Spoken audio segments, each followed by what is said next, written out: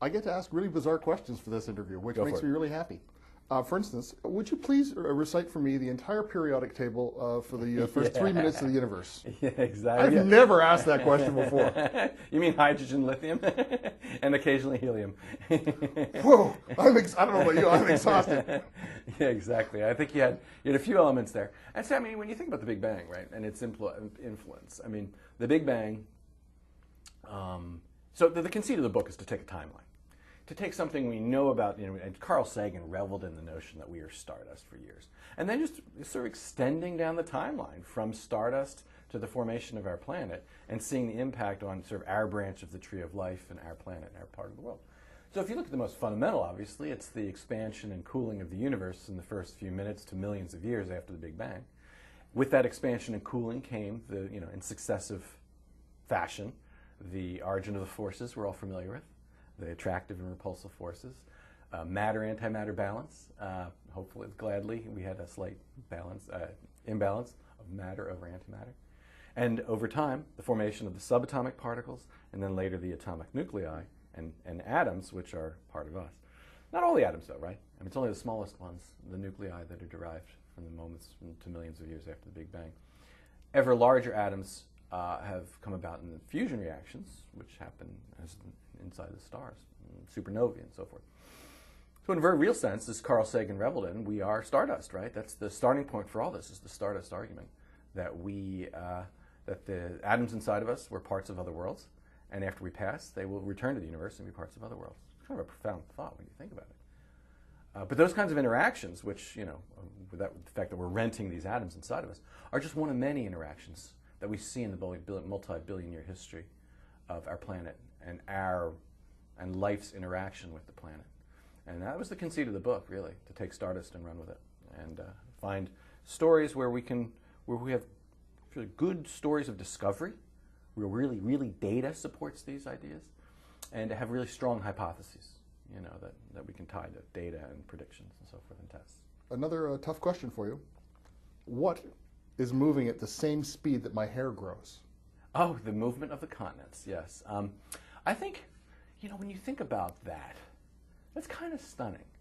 Well, but also you and I are of an age, and when we went to school, continental drift was up there with Eric von Daniken and aliens building pyramids. Exactly. I was told off by my grade 4 teacher for even thinking. We were taught to snicker at continental drift. Yes. And I remember my 7th grade teacher was, it was this crazy theory, and little did he know, or I know, or any of our teachers know, many of our teachers know at the time, that we were living through a scientific revolution, a revolution in thinking driven in part by great ideas, and in part by lots of new data that was pouring in from around the world, particularly the bottom of the ocean.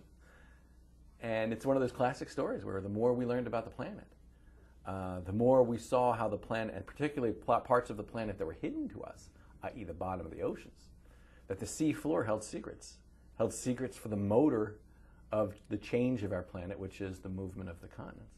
And there was really people mapping that led to the acceptance of this apparently crazy theory, which is that the continents move around. Well, once you see that, though, it changes how you see the world. It really changes a lot. It not only changes how you see the globe and how it's evolved over hundreds of millions of years, that oceans come and go, continents move around, mountains rise and fall. All these things change. But it changes how you see how life is distributed on those continents. It gives you new ways for life to get around. But it also importantly, and this is kind of the other kind of apparently crazy link, it provides a link between earth, water, and air, and temperature. That is, carbon moves through our world. It moves from air to rock to water, back to air again, into bodies. So carbon's cycling right through our planet.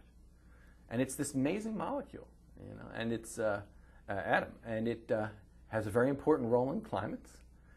Obviously, as we know, greenhouse gas effect is an important driver of climate change, and it's a natural driver of climate change. There are natural carbon cycles that happen. And it turns out that the funny one, what seems really weird, but this is true, is that the more rock weathering you have, the more that rock weathers around the world, the more carbon is pulled from the atmosphere. Yeah, Isn't that bizarre? My brain really. That's a racker. Yeah, I went, what the? Right, but it's kind of, here's what happens. Carbon over long time periods cycles from the air to the rock to the oceans. So to start with carbon in the air, all right, it is in the air, and it filters down through a weekly acid rain regularly. Well, that weekly acid rain erodes rock, weathers the rock, and then carries that same carbon, which was once in the air and then in the rain, it carries it now to the oceans where it gets compacted and buried and later pushed to the bottom of the ocean and in the internal parts of the earth through plate tectonics. Seems strange but true. You could follow carbon along that whole cycle.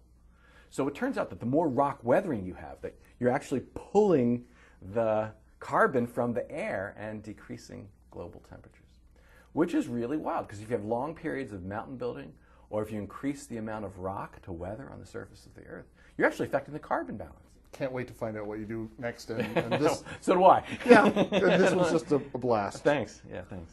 The book is The Universe Within, Discovering the Common History of Rocks, Planets, and People. I've been speaking with the author, Neil Shubin, best known for Your Inner Fish, and Neil Shubin's new book, The Universe Within, published by Pantheon, distributed in Canada by Random House.